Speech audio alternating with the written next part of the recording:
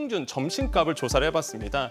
최초로 1만 원을 이제 돌파를 했어요. 일부 지역에서는 뭐 10,000원 넘어간 적은 있었어도 전국 단위로 다 오른 건 처음입니다. 이제 원인은요, 외식 물가 때문에 그런데요. 뭐 김밥, 비빔밥, 칼국수, 대표 외식 품목 8개 서울 평균 가격이 최대 7%가량 상승을 했습니다. 뭐 대표적인 음식이 바로 냉면입니다. 네. 냉면 같은 경우가 2년 전만 해도 9,000원대였는데 지금은 뭐 최대 16,000원까지 오른 상황이고요. 그런 상황에서 또한 우리 서민 대표적인 음식이라고 얘기할 수 있는 이런 김밥도 많이 올랐습니다.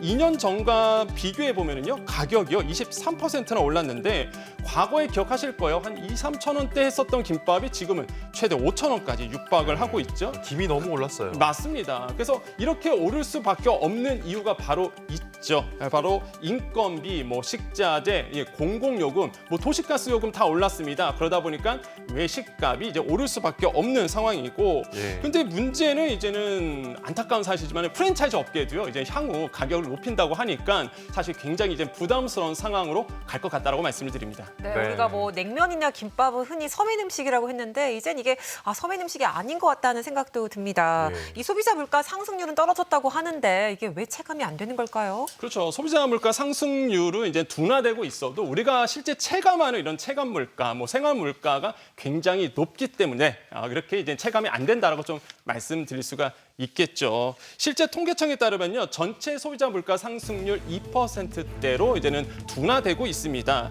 하지만 사실 이런 외식 물가는 떨어지지 않고 있는데 대표적인 게 뭐 떡볶이 있죠, 비빔밥 있죠, 칼국수 이런 39개 품목 중에서 물가가 떨어진 것 단 한 개도 없습니다. 그러니까 네. 외식 물가 상승률 3% 나왔거든요.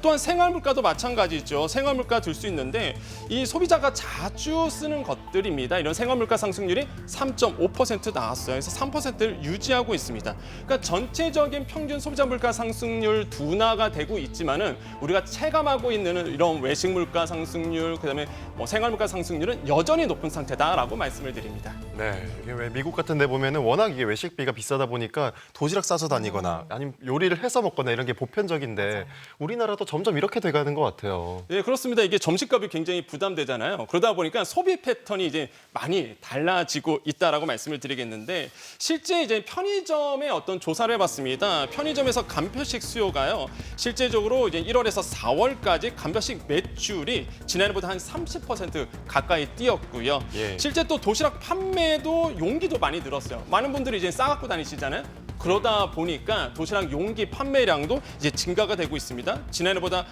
실제적으로 덩달아 많이 올랐고, 그다음에 점심 식사 이제는 구독 서비스도 요즘에 많이 관심을 갖고 있어요. 그래서 원하는 곳으로 이제 배달까지 해줍니다. 그래서 여기 이런 있어요. 서비스가 굉장히 늘고 있죠. 근데 이제 아시겠지만 외식비 한 번 오르면 떨어지지 않거든요. 그러다 보니까 앞으로 내 점심 아니면 한 끼를 해결하기 위해서 다양한 방법들이 아마 시도될 거다라고 보고 있습니다. 네.